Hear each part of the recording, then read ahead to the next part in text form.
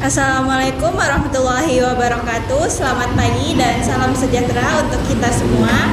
Yang terhormat Bapak dosen yang mengampu mata kuliah serta teman-teman sekalian yang saya hormati. Puji syukur marilah kita panjatkan kehadirat Allah Subhanahu wa taala atas rahmat dan karunia-Nya kita dapat berkumpul pada hari ini dalam keadaan sehat sehingga dapat mengikuti kegiatan presentasi dengan baik. Pada kesempatan kali ini kami akan mempresentasikan materi yang berjudul kutipan langsung. Sebelum memulai presentasi, izinkan saya menyampaikan susunan acara pada hari ini. Yang pertama, pembukaan yang sedang kita lakukan. Yang kedua, perkenalan anggota kelompok. Yang ketiga, penyampaian materi. Yang keempat, sesi tanya jawab dan diskusi. Yang kelima, kesimpulan. Dan yang terakhir, penutup. Baiklah, kita memasuki acara yang kedua, yaitu perkenalan anggota kelompok.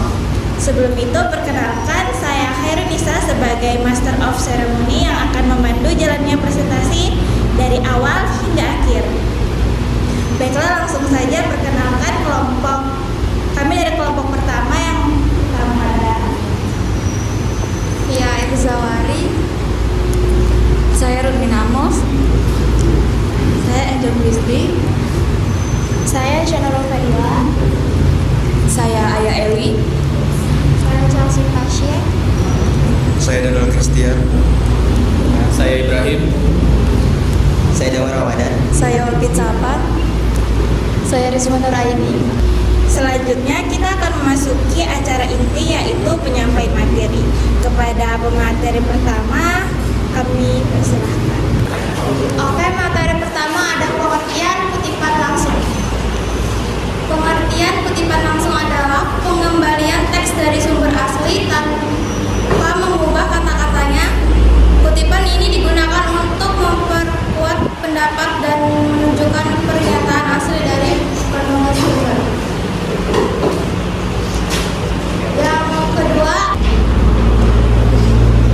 Yang kedua ada ciri-ciri. Yang pertama, kalimat seperti dengan sumber asli.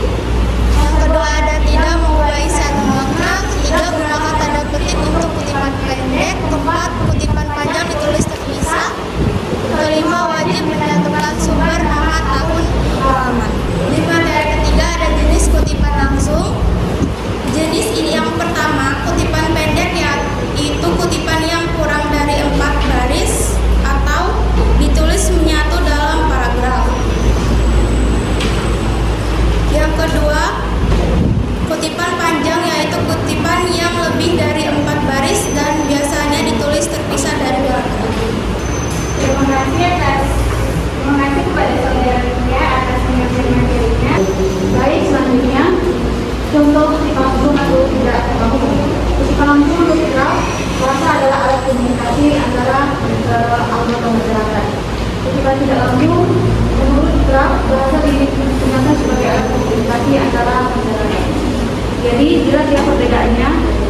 Kutipan langsung berarti tulis persis sama seperti aslinya, menggunakan tanda petik dan mencantumkan sumber.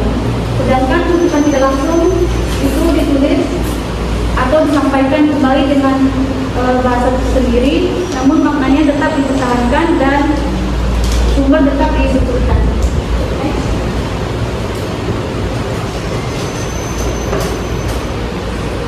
Selanjutnya, cara menulis kutipan langsung. Yang pertama, ambil dari sumber asli. Kedua, salin tanpa mengubah isi. Ketiga, gunakan tanda petik atau pisah baris jika panjang. Langkah yang keempat, cantumkan nama penulis, tahun serta halaman. Kemudian mengenai fungsi dan tujuan. Fungsi kutipan adalah untuk memperkuat dan memperjelas materi.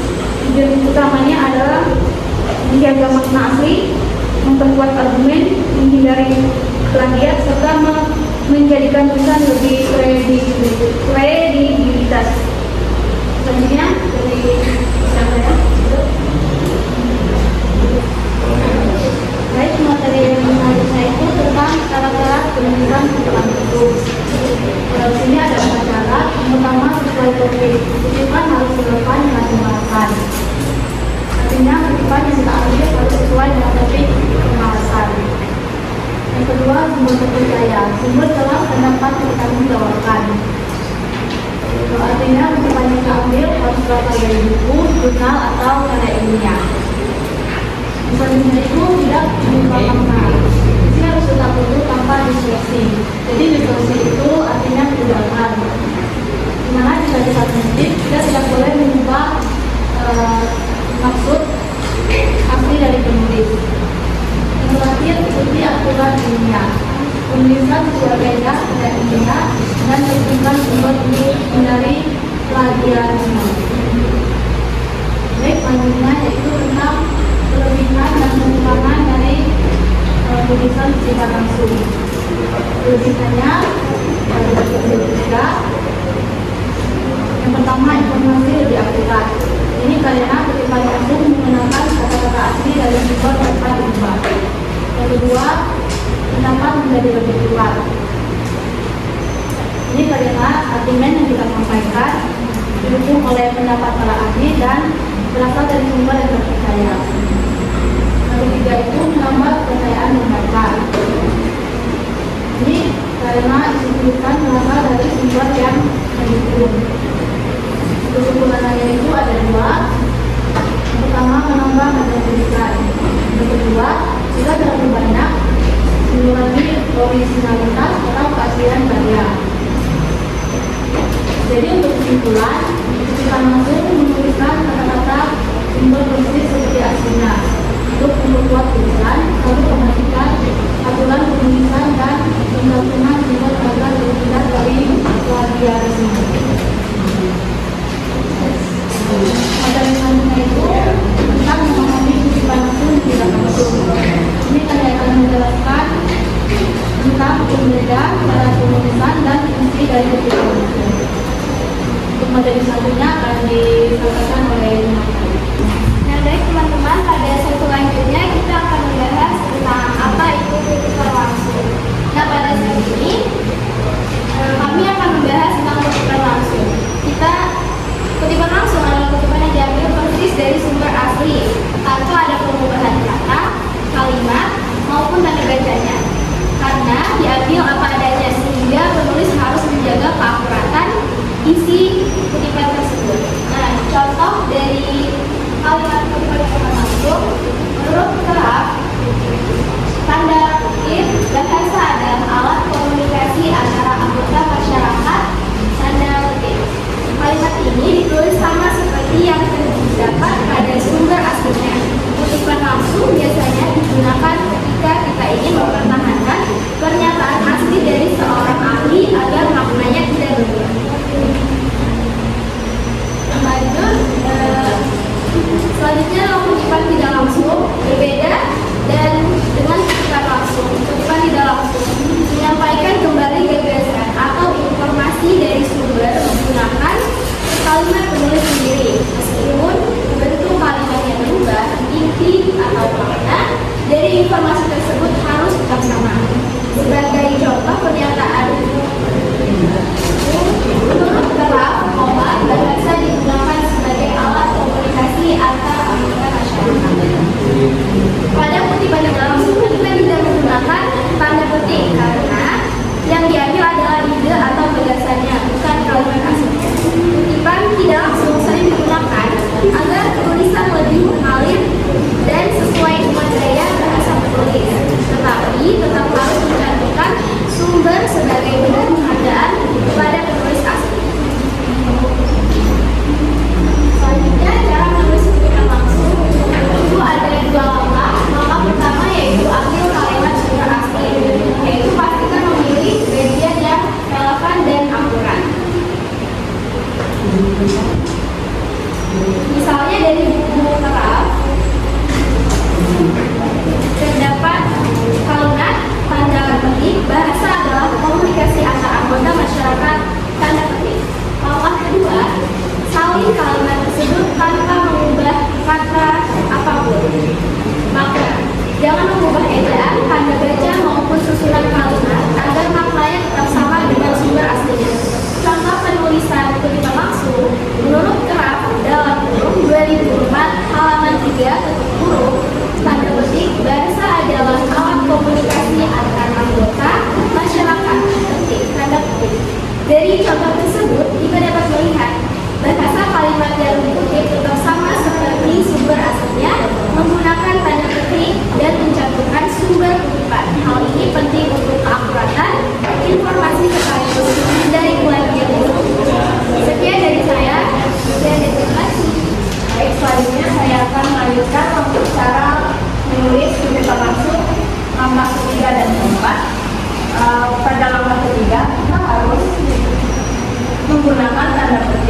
ganda untuk kutipan pendek agar jelas batasannya.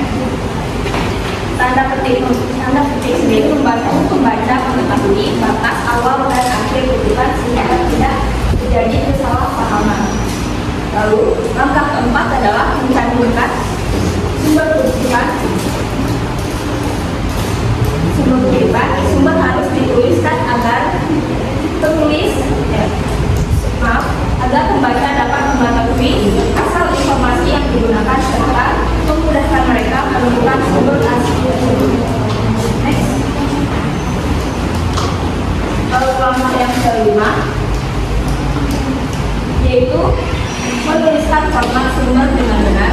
Umumnya sumber ditulis dengan mencantumkan nama penulis dengan tahun, terbit dan halaman.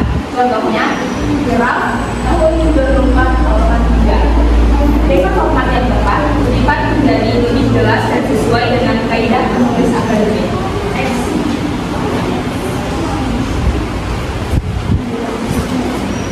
Selanjutnya saya akan menjelaskan cara juga perlu memahami fungsi dan kutipan dalam karya ilmiah. Fungsi yang pertama adalah membuat fakta. Kutipan dapat menjadi bukti atau dasar yang mendukung pendapat maupun data yang kita sampaikan sehingga tulisan menjadi lebih meyakinkan. Yang kedua, fungsi validasi akademik yang menghubungkan argumen penulis dengan penelitian atau sumber terpercaya. Dari di sini saya akan menjelaskan mengenai kutipan dan penjelasan kutipan. Kutipan digunakan untuk memperkuat dan memperjelas argumen dengan sumber terpercaya. Praktik dari cara memetik, cantumkan sumber dengan benar, gunakan kutipan yang relevan dan jangan membuang aslinya. Ringkasan dan langkah-langkah selanjutnya, kutipan penting untuk menjaga lingkungan akademik. Selanjutnya, mulai dari cara memetik dan menulis sumber dengan benar. Pada intinya, kutipan berfungsi untuk memperkuat isi tulisan dengan sumber terpercaya. Saat memetik, sumber harus dicantumkan dan maknanya tidak boleh diubah. Jadi, kutipan membantu meningkatkan kualitas tulisan dan menghindari plagiarisme. Terima kasih. Jadi teman-teman kita lanjut ke kutipan langsung. Inti dan pesan.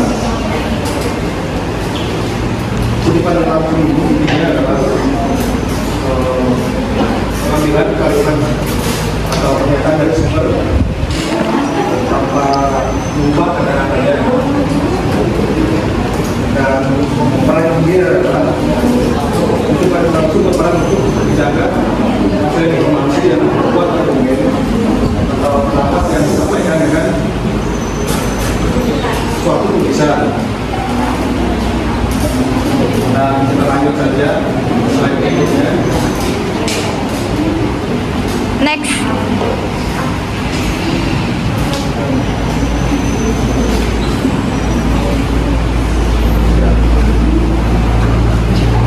Tujuan utama penggunaan kutipan langsung ini menunjukkan bahwa informasi berasal dari sumber yang terpercaya, memperkuat argumen dan pembahasan, menghindari plagiarisme, dan mencari sumber asli, menjaga keaslian pendapat penulis aslinya. Dan kita lanjut saja ke slide berikutnya. Syarat relevansi topik. Salah satu syarat penting dalam kutipan langsung adalah kutipan tersebut harus relevan dengan topik yang sedang dibahas. Artinya kutipan yang digunakan harus mendukung isi pembahasan dan tidak keluar dari topik aslinya. Contohnya, jika topiknya tentang pendidikan, maka kutipan yang dipilih adalah tentang pendidikan, bukan tentang yang seperti dari ekonomi atau kesehatan hidup kita teman-teman. Halo semuanya, dan ya lanjut yang materi sebelumnya dari saudara Daniel. Untuk syarat kembali yaitu sumber jelas dan terpercaya. Jadi sumber harus diidentifikasi, juga terus ada buktinya dan sudah tertulis dari sebelum-sebelumnya.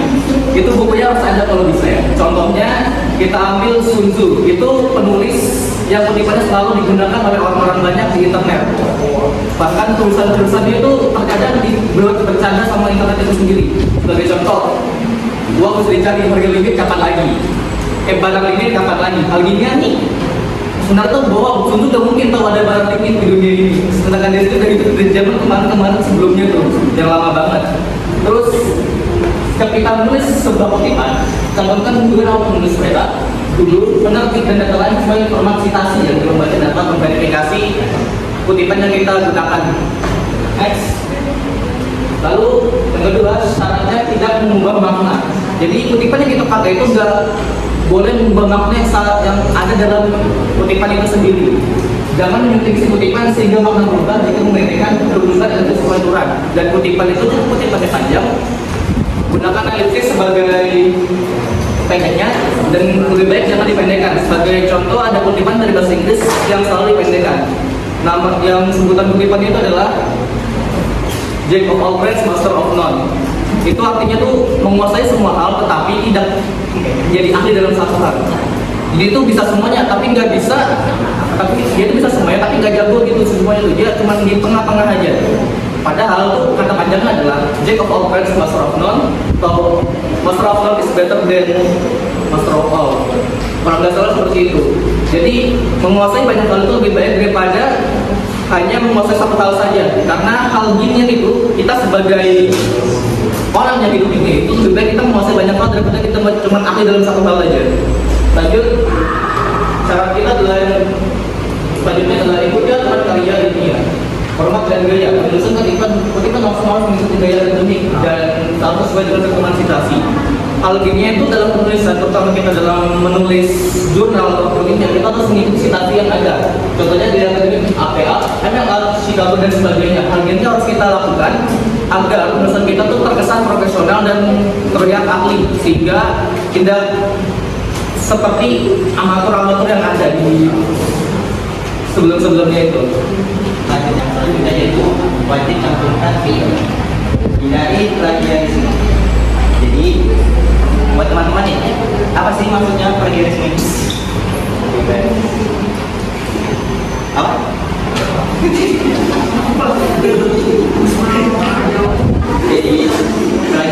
plagiarisme ini contohnya ini kayak kita ini kalau sedang ngerjain makalah atau skripsi tentang pengertian apa sih marketing pemasaran itu tidak mencantumkan sumber, itu yang dimaksud itu adalah plagiarisme.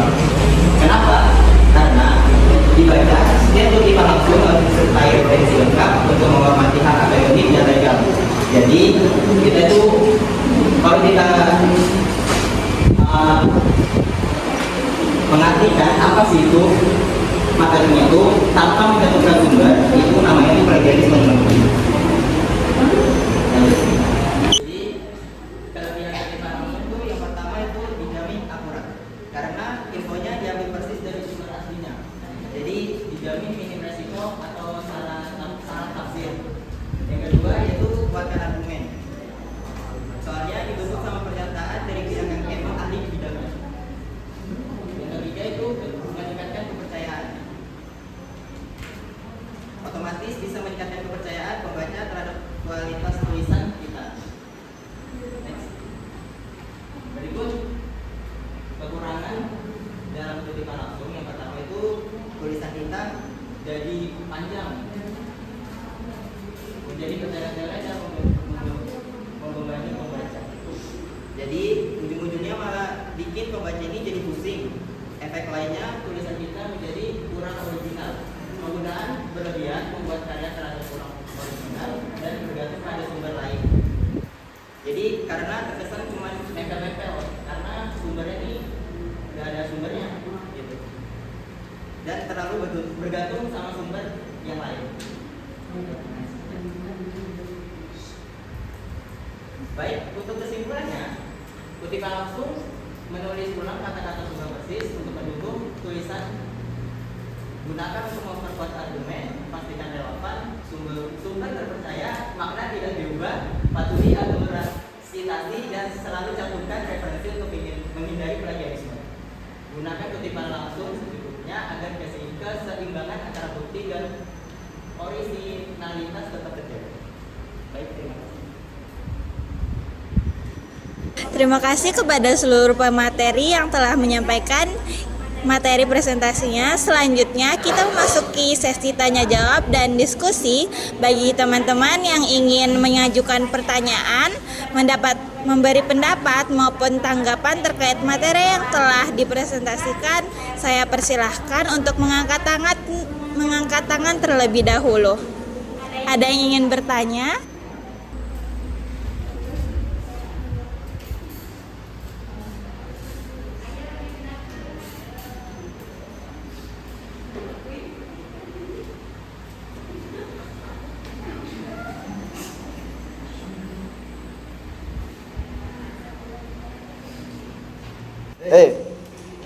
Tanya. Itu kan tadi dijelasin.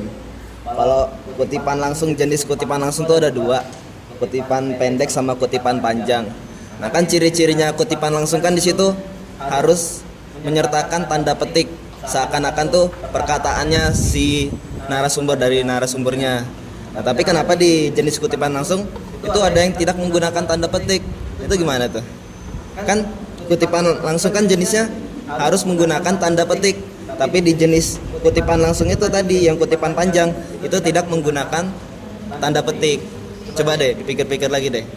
Saya mau bertanya, di sini saya ingin mempertanyakan jika seseorang mencantumkan sumber tetapi sebagian besar isi tulisannya hanya berupa kutipan dari berbagai referensi, apakah karya tersebut masih dapat dianggap orisinal?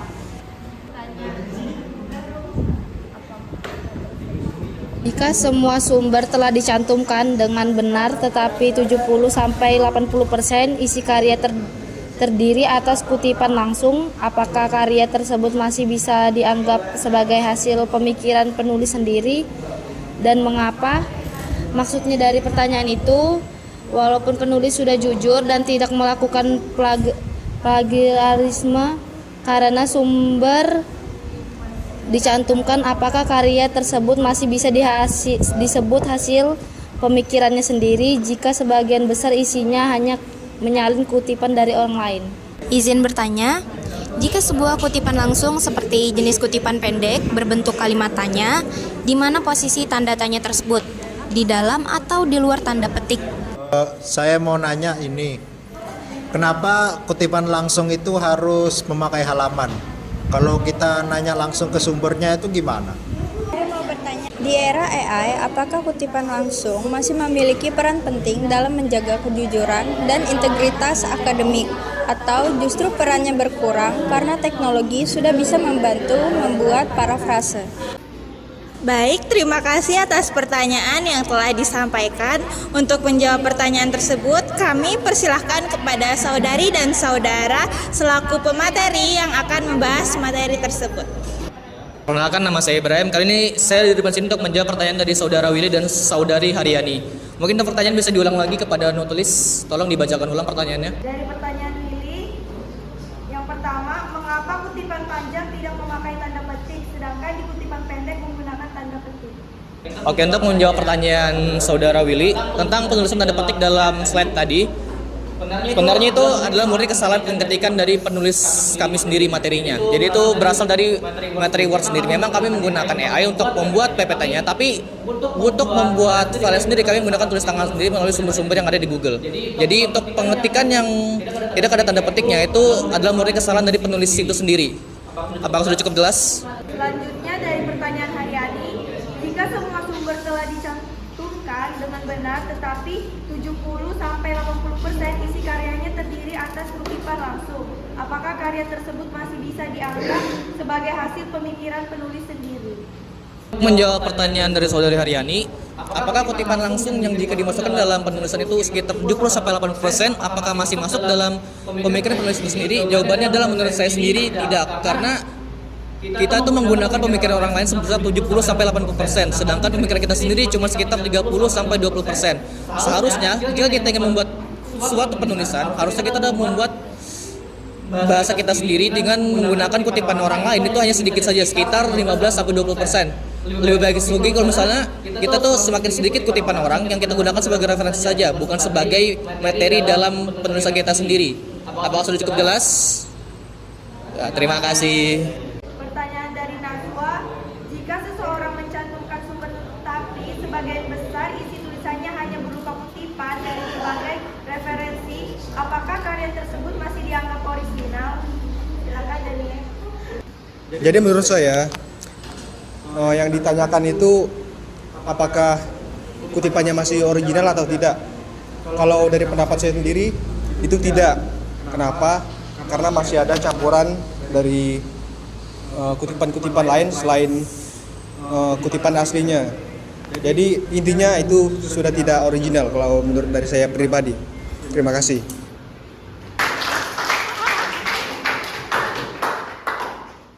Pertanyaan dari Nurlita, jika sebuah kutipan langsung seperti jenis kutipan pendek berbentuk kalimat tanya, di mana posisi tanda tanya tersebut dan di mana atau di luar tanda petik? Nurlita, jika sebuah kutipan langsung seperti jenisan kutipan pendek berbentuk kalimat tanya, di mana posisi tanda tanya tersebut?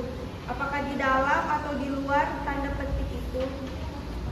Baik, saya akan menjawab pertanyaan dari Nurlita.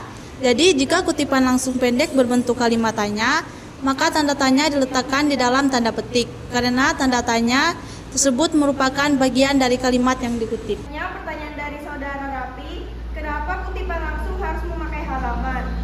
Kalau kita menggunakan kutipan langsung kepada seseorang, itu memakai halaman apakah tidak? Baik, saya akan menjawab pertanyaan dari saudara Raffi. Nah, jadi nomor halaman pada kutipan langsung diperlukan karena kita mengambil kalimat yang persis dari sumber tertulis. Nomor halaman berfungsi untuk menunjukkan lokasi tepat kutipan tersebut sehingga pembaca dapat memverifikasi sumbernya. Contohnya, menurut Stephen, dalam kurung 2019, halaman 25 tutup kurung, tanda petik penelitian kualitatif digunakan untuk meneliti kondisi objek yang alamiah, tanda petik. Karena kalimat tersebut diambil persis dari buku Stephen pada halaman 25, maka nomor halaman harus dicantumkan. Selanjutnya, jika yang dikutip berasal dari wawancara langsung, nomor halaman tidak diperlukan karena tidak ada halaman yang dapat dirujuk sebagai gantinya. Cantumkan identitas, narasumber, dan waktu wawancara. Contohnya, menurut Bapak Ahmad dalam kurung wawancara pribadi 15 Mei 2026 tutup kurung. Tanda petik pelayanan di kantor ini sudah mengalami peningkatan dibanding tahun sebelumnya. Jadi buku, jurnal, skripsi, dan artikel itu cantumkan nomor halamannya untuk kutipan langsung. Sedangkan wawancara, pidato, percakapan, ataupun komunikasi tidak menggunakan nomor halaman, melainkan identitas narasumber dan tanggal wawancara. Mungkin itu saja jawaban dari saya. Bagaimana untuk saudara Raffi? Apakah puas terhadap jawabannya? Oke, sekian dan terima kasih.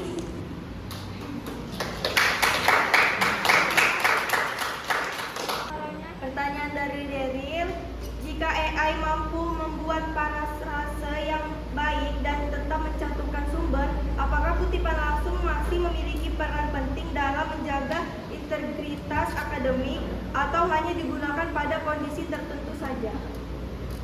Baik, saya akan menjawab pertanyaan dari Daryl.